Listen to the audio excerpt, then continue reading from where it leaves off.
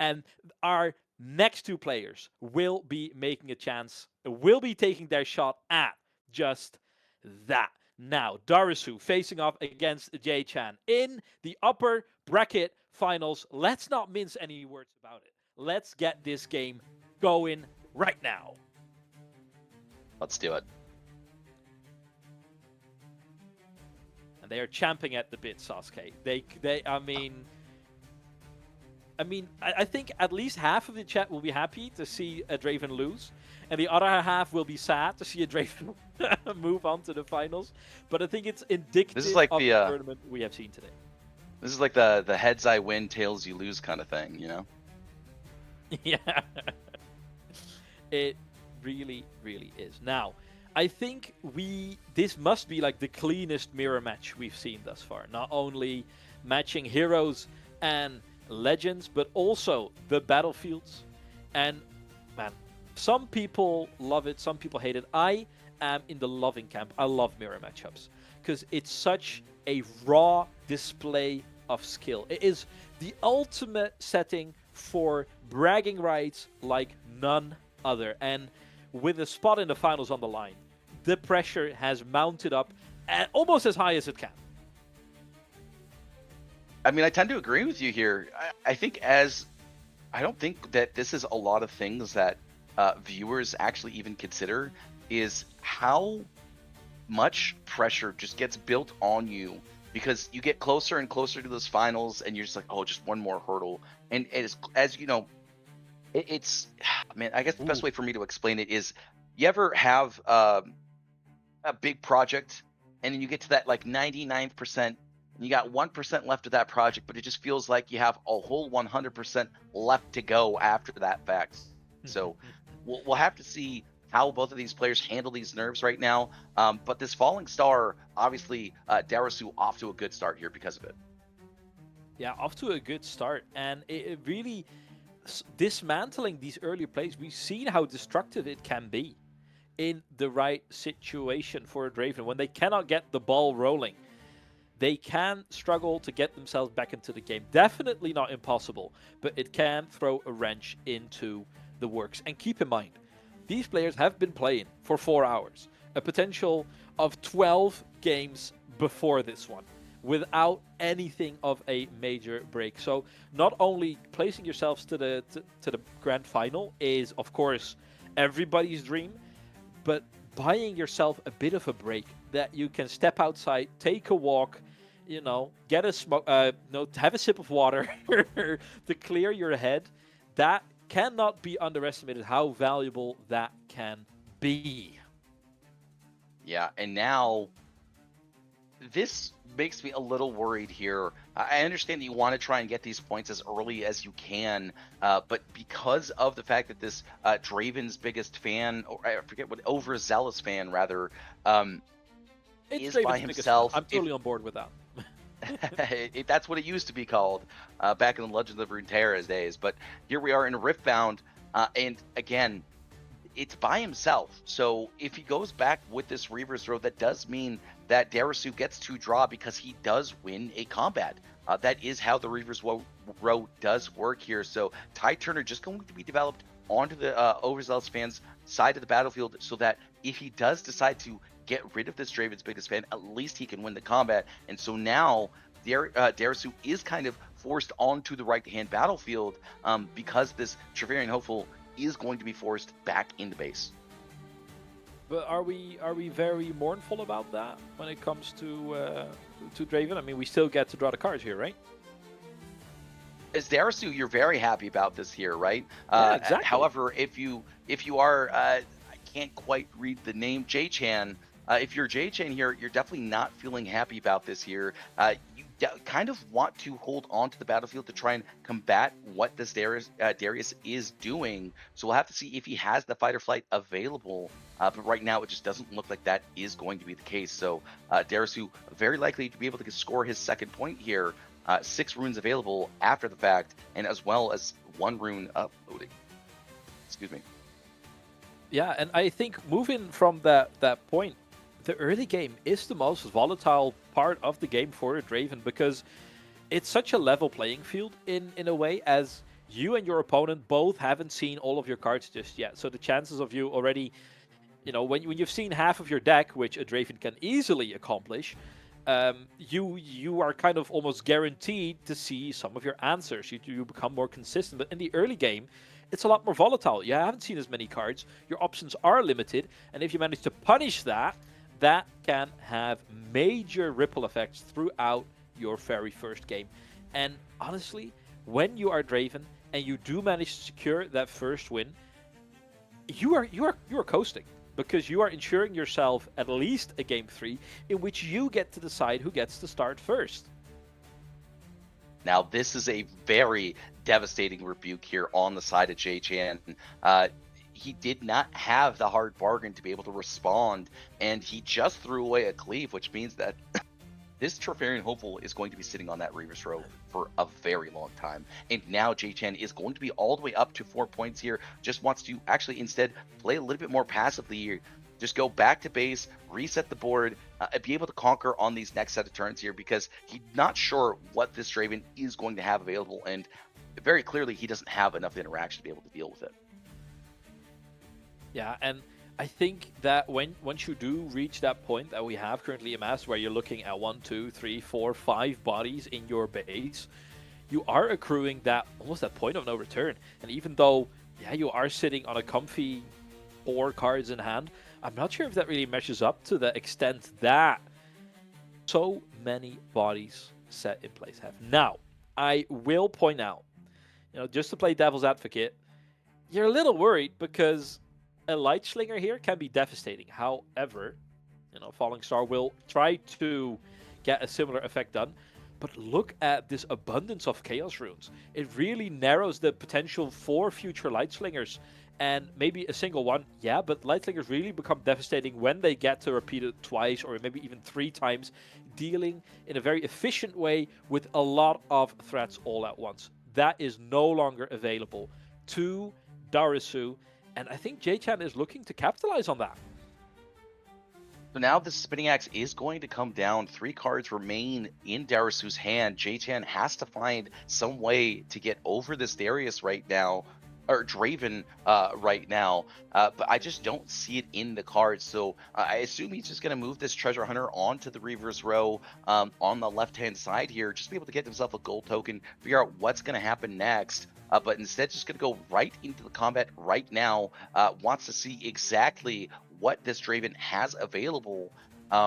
And it's going to be up to Darisu to, have a good response, because right now, this Spinning Axe Trifarian Hopeful is pulling a lot of threat.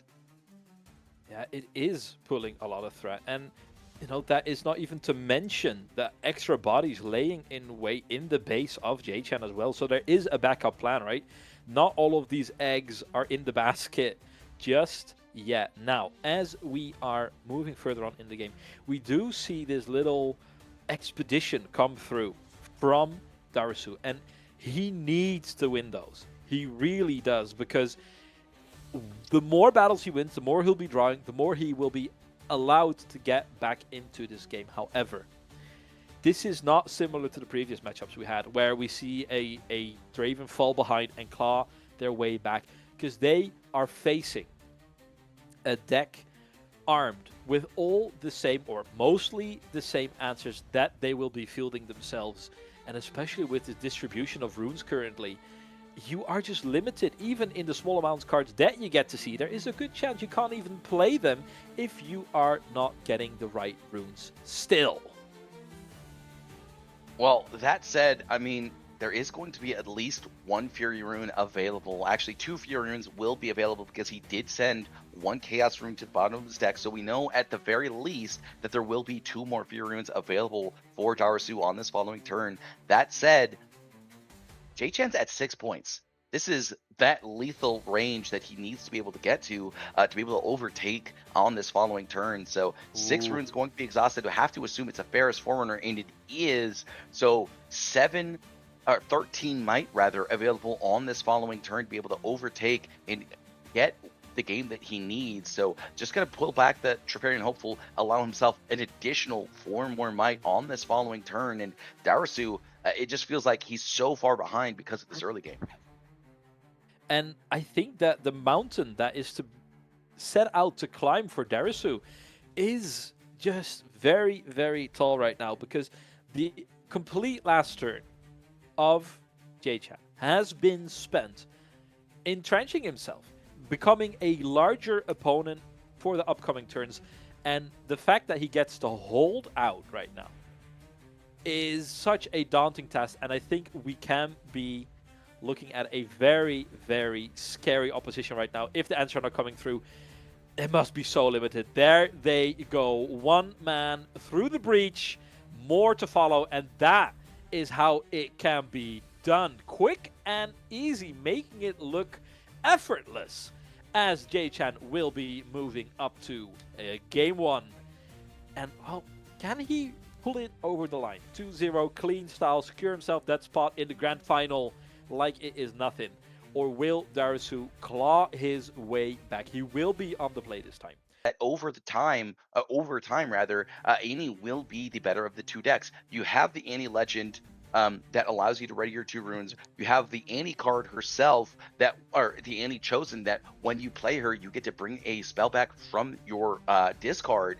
And so you can just bring back those fight or flights, you can bring back those rebukes, and it's incredibly difficult to fight through, especially because you have access to cards like Fizz on top of all of what Annie's already able to do. So these Draven players are fighting for their lives here, and I'd like to see one of these players find a way to get these draws. But again, it's just so risky because you have access to cards like Piercing Light, you have access to cards like Fight or Flight, you have access to cards like Rebuke, and it's just so dangerous to go into a battlefield. It is very, very dangerous. Now, as we are starting in our second match, this is what I like about these Draven lists. They actually have a proper plan for when they are on the draw in game 2. That is bringing that Obelisk of Power. It's the first divergent we have seen between these Draven decks. I mean, it's a common battlefield for sure. However, the fact that they can threaten that turn 1 Draven that doesn't cost them a single rune at all, it doesn't feel bad to be on the draw as a Draven then. It really feels like you can mitigate the pain that is usually felt by being on the draw and trying to turn it around, clawing their tempo back into their own match. And let's see what he has cooking for us, J-Chan. Give it to us. Give us that turn 1 Draven. But yes, there we have it. I mean, it's just a sight to see. This was risky, as you know, Falling Star is available for both of these players. So if it is going to be a Falling Star on the side of Darisu here, J-Chan's in a world of hurt, because both of these decks are very much about their tempo, and falling behind on it can really hurt because, again, this is a mirror match. So once you fall behind, it's very hard to claw back, and we saw that here in game number 1. Vex is going to be the answer here, or going to be the play rather, for Darisu here, and I think Vex has been an incredible card. It's definitely moved up a lot for me in terms of one of the most impactful cards of the set. The ability to just halt your opponent's ability to interact with you has been absolutely devastating. So we'll have to see how it gets mitigated, I should say. But right now, I just am not sure that there is a valid answer. So 2 runes available. He's calling the bluff on the side of Darisu, but there is that fight or flight. So you have to see if there is going to be a response on the side of J-Chan.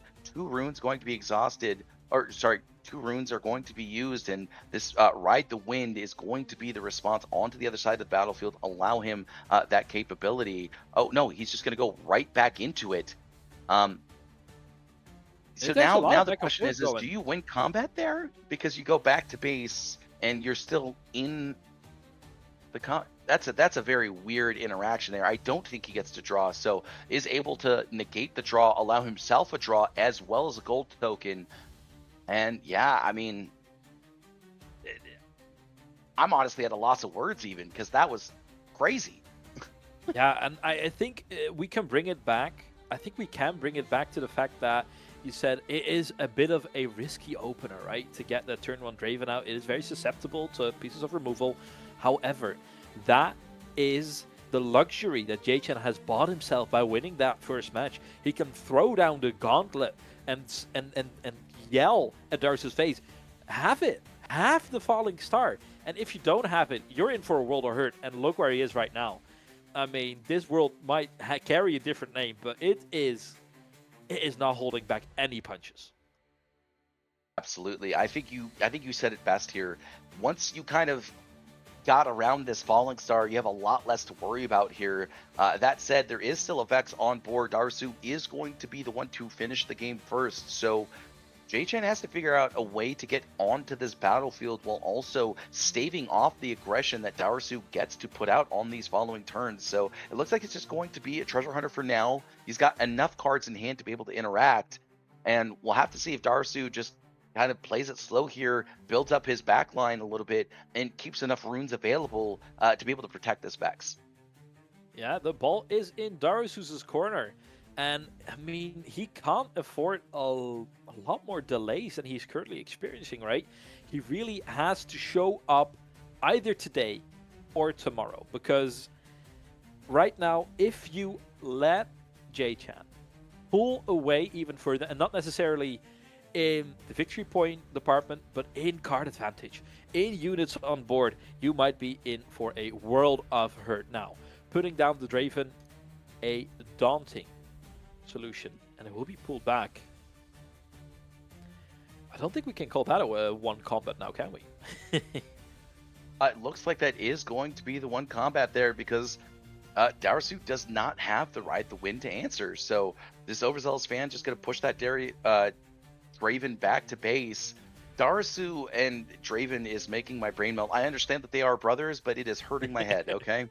They are blood brothers. Above all things, do not underestimate them when they come out. And, even though Darius was quite a menace to behold previously, right?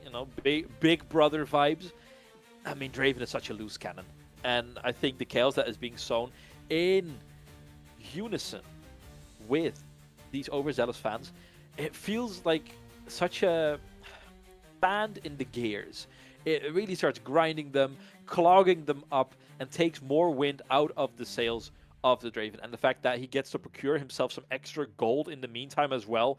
Meanwhile, it did cost cards and tempo on the side of Darisu. I think we are looking at another uphill battle. Especially when the Draven just, sets his sight on a very similar board state that we previously had as well. Only this time there is 6 energy and an equal amount of cards to back it up and to scare away any prospective conquerors. So Darisu here just going to go right back into it here. And now it is going to be up to Jay-Chan to decide whether or not he wants to use the Draven ability first. So we'll have to see if that is going to be the case. There's still 8 runes available, as well as 4 cards available here for Darisu. We have seen a Firefly. We have seen a Rebuke. So we'll have to see if he's got more of these tricks up his sleeve. But on the side of Jay-Chen, he's got 6 cards in hand. We have to assume he's got some sort of trick. And probably more than one. I mean, when we've seen these Draven decks, they are very eager to get, bracking with the combat tricks. And even though I'd say the advantage is with the aggressor usually, when the aggressor just has less cards to work with, the stars have to align just that little bit more to really find on equal ground. And I'm not sure if you saw that, but we have just been given a look by Jay-Chan, looking over to the side, giving us I don't want to say picture perfect anime grin here, but I think there might be shenanigans afoot, Sasuke. Yeah, look, this spinning axe is definitely going to be the first foothold that he's got to get over here. This cleave is not going to be enough to do so. And so Jay-Chan just continue to play this patient. He's still got more cards in hand, and Darisu has to figure out a way to break this hold. He's got to get this Targon's Peak, because if he's able to do so, that will create a 2-point lead. And this Vex has just been left untouched for now, and I feel like it's going to continue to stay untouched, especially if this Targon Peak gets taken. Yeah, and we might be, see, it's the beauty of the mirror, because the resources available, the cards available at their disposal are so similar. It is really these minute differences that are really deciding the game. And these ripple effects from the early game are felt, I think, like 10 times over as well. The value accrued by a Vex remaining on the board for this long, holding down the battlefield as well, it is giving room for Darisu to get away with situations that he usually wouldn't. However, on the answering side from J-Chan here, he is not looking to give up quite so easily. And the fact that his Draven is still on the battlefield and hasn't been answered either means that future endeavors that do not include a rebuke or a fight or flight from the side of Darisu, it's quite a hurdle to overcome, especially when J-Chan has another 3 Fury runes to fire up his Draven once more. Yeah, now he did exhaust a couple more runes there. I'm not quite sure what for, but again, look, we know what one of those cards is. It's a Draven. He's got essentially 2 cards remaining in his hand, while J-Chan is still sitting pretty at 5 cards in hand. He was able to draw another card as well as get that additional gold token, and it just feels like right now Darisu's getting choked out. I think he's playing a little bit impatiently here and trying to force the issue, because right now he is the winning line. I think he just needs to play a little bit more patiently, because he's starving himself of resources, and when it comes time to get that final push, he's just not going to be able to. And J-Chan, 6 cards in hand again. He just has so many more resources available to him. It's going to be very difficult to find these final closing remarks. Look, this ride the wind, just absolutely devastating. Like you said, Sasuke, forcing the issue really comes to mind, and maybe a little bit greedy as well. And even though that is very canon for a Draven player, I think leaving your Vex out here to dry when you have only a single energy to back it up, that better be a very impactful energy. And it will be a fight or flight, discounted with the Vex, of course, quite pivotal. And maybe that little kink in the cable, that little extra unforeseen turn to catch someone off guard. However, it doesn't stop here. Ooh. Yeah, I mean, that's not even that big of an issue here for this Draven player. Look, he used Ride the Wind, which means that this Draven player is ready. He just gets to go right back here and get rid of this Vex once and for all. And now, even though you used your fighter, or even though you got to draw a card, you used your fight or flight. And I feel like what would have been a much more crucial moment in the later stages of this game. So Darisu has to find a couple more answers. But again, he is just starving himself of these resources. And if he doesn't find a way to deal with this soon, he's just going to be out of them. Yeah, and J-Chan is Nox's embodied. The coffers of the madman himself seem unexhaustible, and every moment he gets means that this treasure hunter is accruing more and more value. And he can afford to make these higher costed plays. It is just, when it rains, it pours. And the relentless assaults mounted by J-Chan are really starting to take their toll. And an inch becomes a foot becomes a yard, and a yard is looking to become a mile.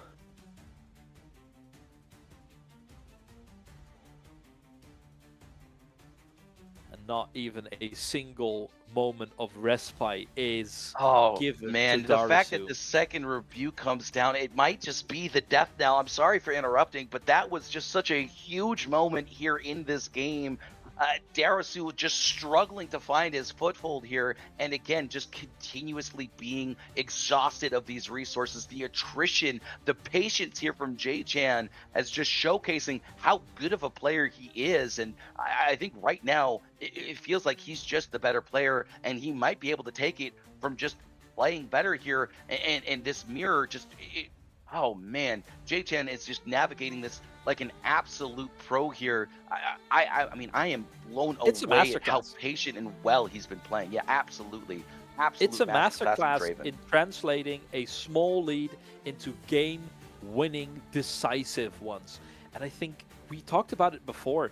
The Draven deck is so well equipped to run away from your opponent in a very quick manner, right? When you are given the inch, you can take the mile. When given the finger, you can take the arm. And that is what we are seeing right now.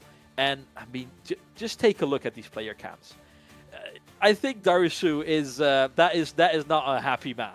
That is not a happy Draven player. Meanwhile, Jachan, giving the old stretch, is already patting himself on the back a little bit, already wondering how many events he can procure himself with a $40 event voucher. Maybe considering if he'd prefer his playmat in either silver or gold foiling. And I think when the victory is so close at hand, it is important to stay focused, to not slip up till the very end. Even when the margins are this large, we have seen Dravens recover. We have. Not against other Dravens, but, you know, what's the difference? Potato, tomato, right? Now, I will say this here.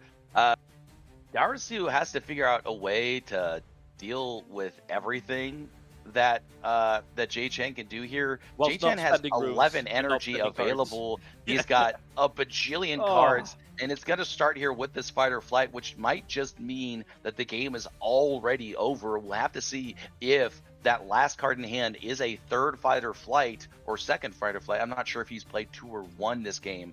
Either way, there's just so many cards left in the gas tank here. Going to be able to draw himself an additional card because he won a combat, and that is going to be the game. Very well played from Jay-Chan there. I have to say, it really felt like Darisu could have played it a little bit more patiently. He had the Vex. He was the first on the play there as well. So he could have just played it a little bit more patiently, waited to find a couple more key cards, and just push the Darius away. So that way he wouldn't have had to go into these combats. But because that was the case here, Jay-Chan close out this game in a 2-0 fashion.